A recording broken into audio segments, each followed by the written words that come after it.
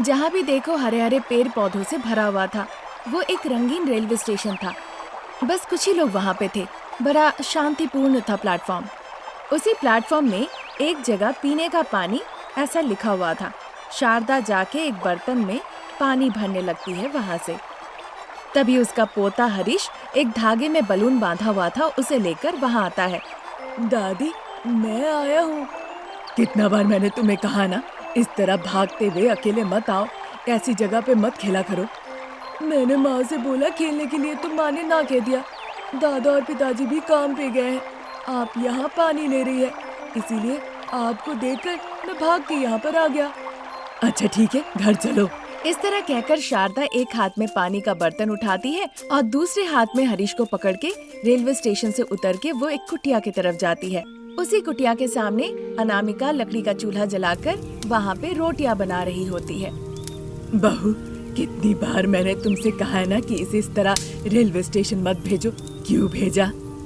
आपके पेट से जन्म लिया हुआ आपका बेटा आपकी बात नहीं सुनता है, फिर मेरे पेट से जन्मा बच्चा मेरी बात कैसे सुनेगा बताइए? मेरे बेटे को तो आंचल में बांध के रखी हो, अभी भी शांति नहीं मिल रही है। अरे माँ जी, जैसे ही आपसे बात करूं, आप तो मेरा ही लेना शुरू कर देती है। आपसे बात करना, हंसी मजाक करना ही बेकार है। जाओ जाओ, रोटियां बनाओ, मैं लकड़ियां काट के ले आती हूँ। इस तरह कुल्हाड़ी लेकर वो पास के एक छोटे से जंगल में लकड़ियां काटने चली जाती है। वहाँ एक पेड़ देखकर उसे वो काटने लगती है। फिर अंधेरा होने के दौरान प्रसाद और रमेश जो मजदूरी के लिए गए थे वो भी लौट आते हैं। दादाजी, लकड़ियां काटने के लिए दादी जंगल गई है। उन्होंने कहा था आपके आते ही आपको बताने। ठीक है बेटा, मैं जाके तुम्हारी दादी को ले आता हूँ। दादाजी, मैं भी जाऊंगा। इस तरह कहने पे प्रसाद हरीश को अपने साथ लेकर शारदा जहाँ जंगल में लकड़ियां काटने गई थी वहाँ चले जाते हैं। हाँ जी, अब आ गए। तुम बुलाओ मुझे और मैं ना हो, ऐसे कैसे हो सकता है? ठीक है, मैं पोते को लेकर आगे आगे जा रही हूँ, आप लकड़ियाँ लेकर पीछे पीछे आइए। ऐसा कहकर शारदा हरीश को साथ लेकर रेलवे पटरी के पास आ जाती है। बगल से एक रास्ता था, उसी से चल के जाने लगती है।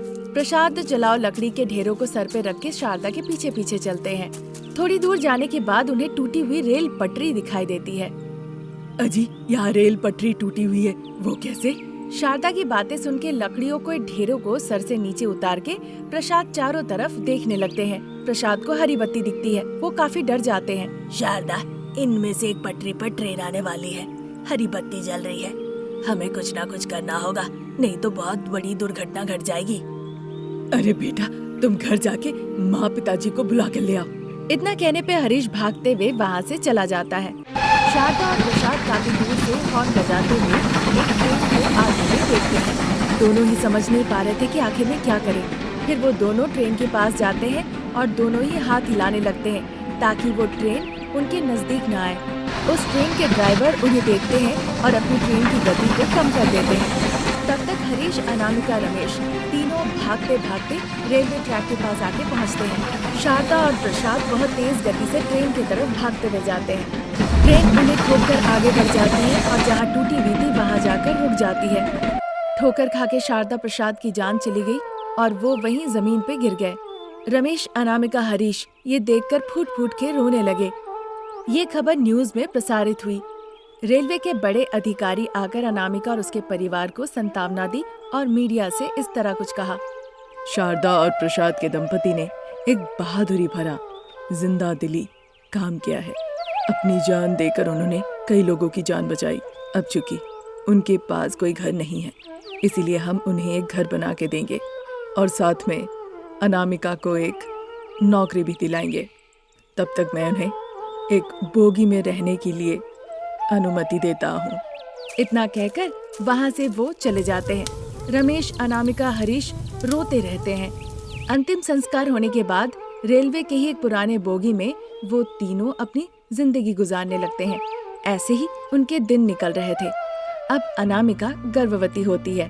रमेश रेलवे ऑफिसर्स के यहाँ मजदूरी का काम करना शुरू कर देता है। कुछ ही दिनों के अंदर एक सरकारी अस्पताल में अनामिका एक कन्या संतान को जन्म देती है। कन्या की जन्म हुई है, अब हमारी किस्मत चमकेगी। इस तरह अनामिका रमेश को हिम्मत रखने को कहती है। रमेश और अनामिका को भव्या नाम की कन्या संतान को जन्म दिए 4 साल हो गए। ना ही सरकार ने वादे के मुताबिक उन्हें घर बना के दिया और ना ही अनामिका को किसी भी तरह की सरकारी नौकरी मिली।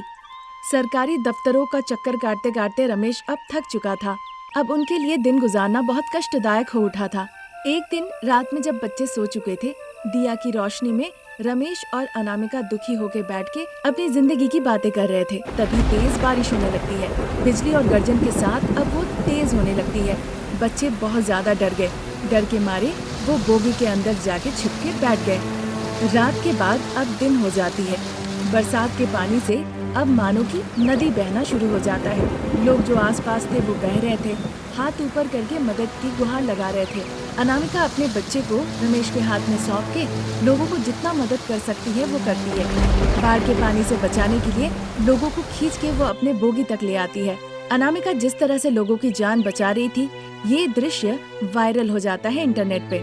सभी लोग अनामिका के साहसिकता को सल्यूट करते हैं। फिर जब बारिश रुक जाती है, रेलवे ऑफिसर अनामिका के बोगी के पास खुद आकर कहते हैं, देखो अनामिका, तुम्हारे सास ससुर दोनों ने साहसिकता दिखाते हुए कई लोगों की जान की रक्षा की थी और तुम आज इस बार की परिस्थिति में कई लोगों की जान बचाई है। इसीलिए मैंने संबंधित अधिकारियों से बात की जाके और फिर घर बना के देने का जो वादा किया था उसके लिए हम आपको चेक में पैसे दे रहे हैं। इतना कहकर अनामिका और रमेश को चेक दिया जाता है। चेक देखकर अनामिका रमेश बहुत खुश हो जाते हैं। पहले जहां आपका घर था वहीं पे आप एक नया घर बना सकते हैं।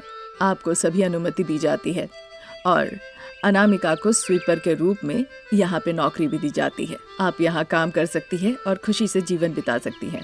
इतना कहकर अधिकारी वहाँ से चले जाते हैं। फिर समय के साथ अनामिका और रमेश एक घर बनाते हैं। हरीश और भव्या को स्कूल भेजने लगते हैं। अनामिका स्वीपर के रूप में काम करने लगी। रमेश बच्चों का देखभाल करने लगा और खुशी खुशी वो जीवन बिताने लगे। आज यहीं तक। नई कहानी लेकर जल्द हाजिर होंगे। नमस्कार। वो कृष्णापुरी गांव था। उस दिन कृष्णाष्टमी था, इसीलिए बेटी अनामिका घर के गेट के पास छोटे छोटे कृष्णा के पैर बनाती है। ये देखकर उसकी माँ सावित्री उसकी बहुत तारीफ करती है। छोटे कान्हा के नन्हे पैर तुमने बहुत अच्छे बनाए हैं। सच में बहुत अच्छे बने हैं ना माँ। ऐसा कही रही थी, तभी बैग में पूजा का सामग्री लेकर पिता सुदर्शन घर आते हैं। छोटे छोटे कान्हा के पैरों को देखकर सुदर्शन कहते हैं, बहुत सुंदर हुआ बेटा, अब हमारे घर में नन्हे कृष्ण आएंगे। सावित्री, ये लो पूजा के सामान, जाके पूजा के कमरे में रखो। इस तरह कहकर सुदर्शन पूजा के सामग्री सावित्री के हाथों में दे देते हैं। सावित्री सारा सामान लेके घर के अंदर चली जाती है। अनामिका अपने सेलफोन से छोटे छोटे बाल कृष्ण के पैरों की तस्वीर लेती है और साथ ही साथ एक सेल्फी भी लेती है। तभी उसी वक्त शहर के किसी किचन में शारदा दूध का खीर बना रही थी और तभी अपने बेटे को फोन लगाई। ठीक उसी वक्त हाईवे के सड़क पर गानों का आनंद लेते हुए रमेश घर के तरफ गाड़ी चला के जा रहा था। तभी उसका सेलफोन बज उठता है। Hello mummy. बेटा रमेश, निकले या नहीं? मम्मी, कृष्णा अष्टमी की छुट्टियां है, इसीलिए मैं घर आ रहा हूँ। 1 घंटे में ही घर पहुँच जाऊंगा। ठीक है बेटा, सावधानी से आना, मैं तुम्हारा इंतजार कर रही हूँ। फिर रमेश ने फोन रख दिया। गाने का मजा लेते लेते रमेश तेजी से गाड़ी आगे बढ़ाने लगा। तभी उसके बगल में बैठा योगी, अच्छा पहली बार मैं तुम्हारे घर जा रहा हूँ, कोई दिक्कत तो नहीं होगी ना?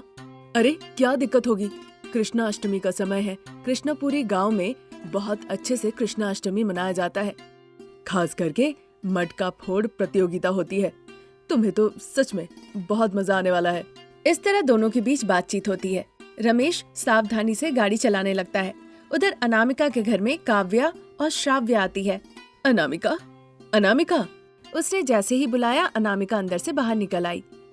तुमने कहा था ब्यूटी पार्लर जाएंगे और अभी भी घर पे हो? तुम्हारा ही इंतजार कर रही थी। तुम नहीं आई देखकर मैं तुम्हें फोन करने वाली थी, तब तक तुम आ गई। गोपिका के भेष में मेकअप करने में भी तो बहुत समय लग जाएगा, अब जल्दी चलो। इतना कहकर अनामिका अपनी माँ से पैसे लेती है और फिर जा रही है कहकर अपनी दोस्तों के साथ वो चली जाती है। तभी एक कार आके शारदा के घर के सामने रुकती है। शारदा प्रसाद दरवाजे के सामने ही खड़े थे। रमेश अपना दोस्त योगी को साथ लेकर घर आता है। वो दोनों घर के अंदर जाते हैं। उधर शहर में ऑटो से नीचे उतर के पार्लर की तरफ जा रही थी अनामिका। तभी अनामिका को पेड़ के नीचे एक महिला चूड़ी बेचते हुए नजर आती है। अपनी सहेलियों के साथ वो उस महिला के पास जाती है। ठेले के पास अनामिका, श्राव्या, कीर्ति खड़ी होकर रंग बिरंगे कांच की चूड़ियां देखने लगती हैं। अनामिका अपनी पसंदीदा रंग लाल रंग की चूड़ियां उठाती है। कीर्ति, श्राव्या, देखो जरा, मुझे ये रंग की चूड़ियां बहुत अच्छी लग रही है। तुमने बहुत अच्छा रंग चूज किया है अनामिका, ये रंग तुम्हारे हाथों में खूब जचेगा। उसके बाद अनामिका उस रंग की चूड़ियां खुशी खुशी ले लेती है और उस महिला को पैसे देकर वहाँ से चली जाती है। अब रात हो जाती है। शारदा, प्रसाद, रमेश और योगी गाड़ी में बैठकर कृष्णपुरी की तरफ रवाना होते हैं। उस गांव में हंडी फोड़ कार्यक्रम के लिए सब कुछ तैयार हो चुका था। त्योहार का माहौल था। बड़े बच्चे सब गीत गा रहे थे। शारदा, रमेश, प्रसाद, जोगी सभी लोग उस जगह पर आकर उपस्थित होते हैं। गोपिका के भेष में अनामिका बेहद खूबसूरत लग रही थी। रमेश उसे देखकर दंग रह जाता है। वाह, क्या खूबसूरती है, मैं अपनी पलक नहीं झपक पा रहा हूँ। गोपिका की भेष में अनामिका को वो देखता रहता है। हंडी फोड़ने के लिए अब अनामिका एक लाठी उठाती है। शारदा भी वहाँ खींचने वाली रस्सी को पकड़ती है। जैसे अनामिका फोड़ने जाती है, शारदा रस्सी खींच देती है। उस वजह से अनामिका मटका फोड़ नहीं पाती। उसके बाद रमेश आके पकड़ता है। वो बस अनामिका को देखे ही जा रहा था, वो रस्सी खींचना ही भूल जाता है। अनामिका मटके तक पहुंच जाती है और सीधा मटका फोड़ देती है। अनामिका बहुत खुश थी। सभी लोग तालियां बजा रहे थे। मटके का माला आके अनामिका के गले में गिरता है। अनामिका उसे हवा में फेंकती है तो सीधा रमेश के गले में जाके गिरता है। ये देखकर रमेश और अनामिका दोनों बहुत खुश होते हैं, पर शारदा सब कुछ देख लेती है। फिर एक दिन शारदा का परिवार अनामिका के घर पे आते हैं शादी के लिए बातचीत करने। अब चूंकि पहले से ही रमेश अनामिका एक दूसरे को पसंद कर रहे थे, इसीलिए उनकी धूमधाम से शादी करा दी जाती है। अनामिका ससुराल आती है। घर का कामकाज, खाना पकाना, इसी तरह उसका दिन निकल रहा था। बहुत ही खुशहाल जिंदगी थी अनामिका की। अनामिका के 2 बच्चे होते हैं, हरीश और भव्या। वो दोनों अब स्कूल जाने लगते हैं। एक दिन जब रमेश बेडरूम में काम कर रहा होता है, माँ, स्कूल में कृष्णाष्टमी का त्योहार मनाया जाएगा, मुझे कृष्ण के भेष में स्कूल आने के लिए कहा गया है। हाँ माँ, और मुझे गोपिका के भेष में स्कूल आने के लिए कहा है। बच्चों की बातें सुन के रमेश और अनामिका एक दूसरे को देखने लगते हैं। उन्हें पुराने दिन याद आ जाते हैं।